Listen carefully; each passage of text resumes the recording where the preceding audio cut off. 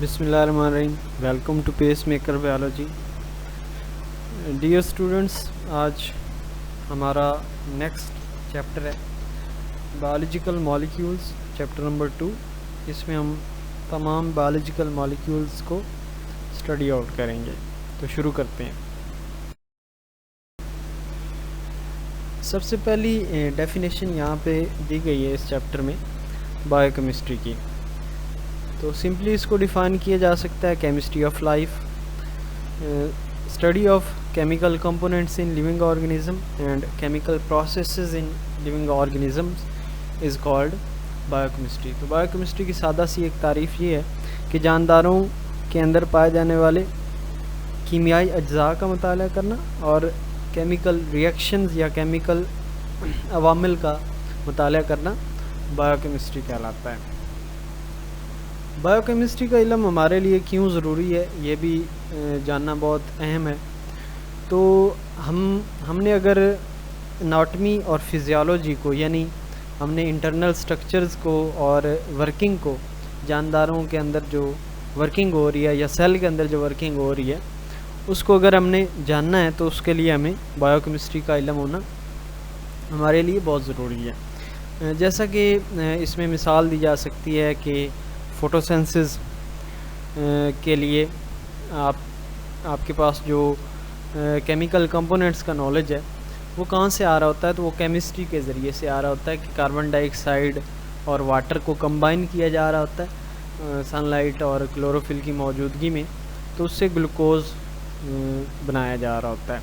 तो carbon dioxide CO2, H2O और C6H12O6 ये क्या है, ये केमिकल कंपोनेंट्स है। और कहाँ पाए जा रहे हैं, वो पाए जा रहे हैं एक जानदार के जिस्म के अंदर बनाए जा रहे हैं।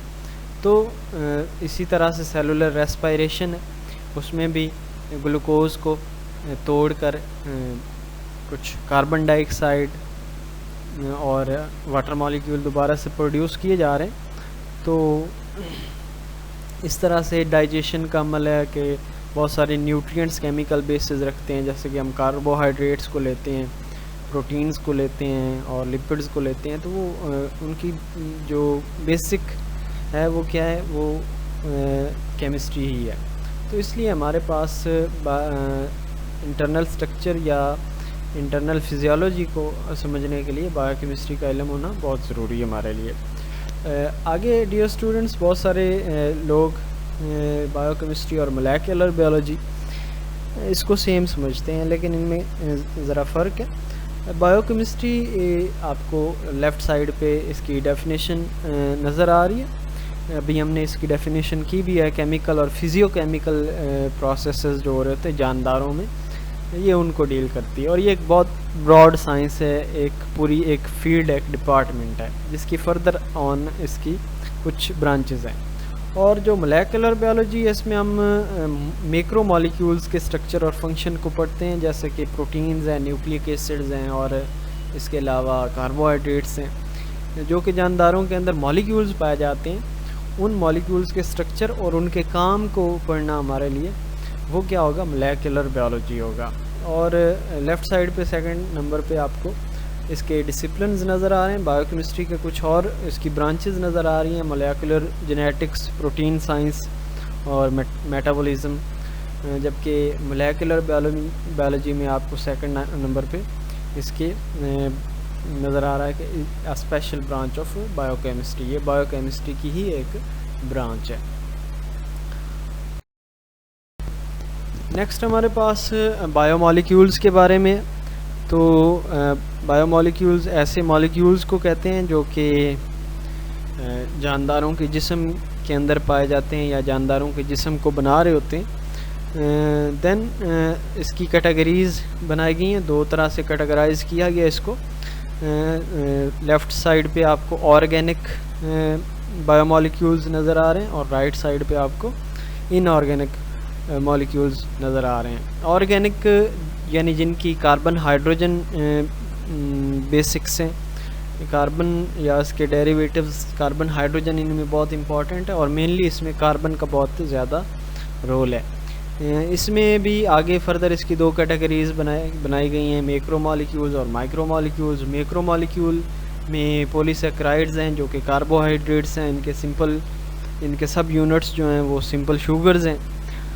उसके अलावा पॉलीपेप्टाइड्स हैं, प्रोटीन्स जो कि बनाते हैं, और इनके सब यूनिट्स अमाइनो एसिड्स होते हैं। पॉलीन्यूक्लियोटाइड जो कि न्यूक्लिक एसिड्स को बनाते हैं, डीएनए और आरएनए को, और इनके सब यूनिट्स को हम न्यूक्लियोटाइड कहते हैं। तो ये क्या है, ये सारे के सारे कार्बन कंटेनिंग और ये मैक्रोमोलिक्यूल्स हैं, यानी इनका मोलेकुलर साइज़ या वेट ये ज़्यादा होता है।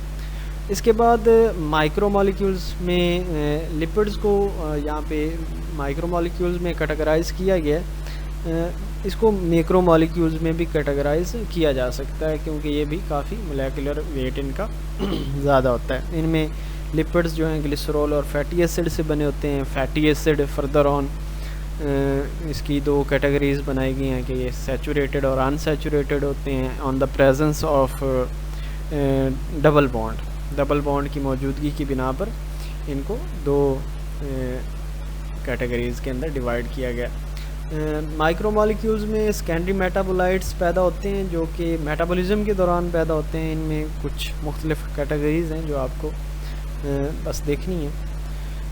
इनऑर्गेनिक के अंदर डियर स्टूडेंट्स यानी जो कार्बन कंटेनिंग नहीं होते, इनको हम कहते हैं, इनमें प्राइम एलिमेंट्स हैं सी कार्बन, हाइड्रोजन, ऑक्सीजन, ये प्राइम एलिमेंट्स हैं। इनमें भी कार्बन मौजूद है, लेकिन ये कार्बन हाइड्रोजन के साथ बॉन्डेड नहीं होगी, जैसे कि CO2 है। कार्बन डाइऑक्साइड को हम इनऑर्गेनिक कंसीडर करेंगे।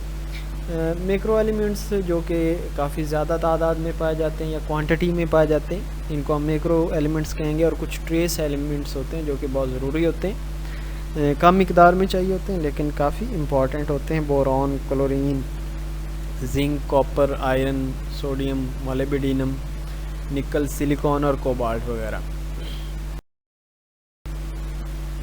देन यहाँ पे डियर स्टूडेंट्स कंपेयर किया गया है chemical composition of bacterial and mammalian cell. एक मैमल के सेल को एक बैक्टीरिया के सेल के साथ कंपेयर किया गया, तो इसमें दोनों सेल्स के अंदर मुख्तलिफ चीज़ों की परसेंटेज को बताया गया, तो इसको आपने अच्छे से देख लेना। देन हमारे पास जो इसका लास्ट बट नॉट लीस्ट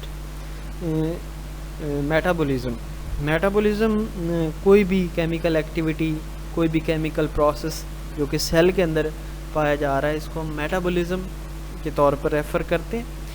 इसकी दो टाइप्स आपको यहाँ पे शो करवाई जा रही है। एक लेफ़्ट साइड पे कैटाबॉलिक पाथवे आपको नज़र आ रहा है और एक राइट साइड पे अंदर सेल के एनाबॉलिक पाथवे आपको नज़र आ रहा है। कैटाबॉलिक पाथवे में क्या होता है कि कैटाबॉलिज्म एक ऐसा केमिकल रिएक्शन है जिसमें लार्ज मैक्रो मॉलिक्यूल्स को स्मॉल या सिंपल माइक्रो मॉलिक्यूल्स के अंदर कन्वर्ट किया जा रहा है। जैसा ये सेल के अंदर A, B और C एंटर हो रहे हैं, तो इससे कुछ मुख्तलिफ शेप के मॉलिक्यूल्स जनरेट हो रहे हैं। तो कट डाउन करने का अमल, बड़े से छोटा करने का अमल, इसको हम कैटाबॉलिज्म कहते हैं। और आपने याद रखना है कि it is a energy producing mechanism.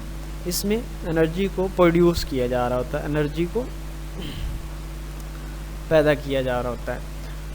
और इसके अलावा आप देखें कि जब कुछ छोटे मॉलिक्यूल्स हैं, इनको बड़े मॉलिक्यूल जैसे कि यहाँ पे दिखाया गया DEF के अंदर इनको कन्वर्ट किया जा रहा है मिलाकर, तो एक सादा और छोटे मॉलिक्यूल्स को बड़े और कॉम्प्लेक्स मॉलिक्यूल्स में कन्वर्ट किया जा रहा है, तो इसको हम एनाबॉलिज्म या एनाबॉलिक पाथवे कहते हैं। आपने याद रखना है कि इसमें क्या होता है कि एनर्जी कंज्यूम होती है, एनर्जी अब्जॉर्ब होती है, ये एनर्जी को जज्ब करने वाला प्रोसेस है। तो इसमें आप अगर एग्जांपल की बात करें तो आप मेटाबॉलिज्म में जो कैटाबॉलिज्म है, कैटाबॉलिक पाथवे, इसके लिए आप सेलुलर रेस्पिरेशन की आप मिसाल दे सकते हैं कि उसमें जो ग्लूकोज़ है उसको तोड़ा जाता है, उससे एनर्जी रिलीज़ होती है, और ग्लूकोज़ जो बड़ा मॉलिक्यूल है उसको कार्बन डाइऑक्साइड और वाटर के अंदर कन्वर्ट करवा दिया जाता है, जो कि छोटे मॉलिक्यूल्स हैं। और एनाबॉलिक पाथवे के अंदर आप फोटोसिंथेसिस की मिसाल देंगे, इसमें क्या किया जाता है, कार्बन डाइऑक्साइड और वाटर को कंबाइन करके एक बड़ा मॉलिक्यूल जैसा कि ग्लूकोज को जनरेट किया जा रहा था, और इसमें सनलाइट को एज अ एनर्जी सोर्स यानी एनर्जी अब्जॉर्ब करने के लिए सनलाइट की एनर्जी को यूज़ किया जाता है। तो ये था हमारा आज का लेक्चर। उम्मीद है आपको समझ आया होगा। Stay connected with Pacemaker Biology. Thank you very much. अल्लाह हाफिज़।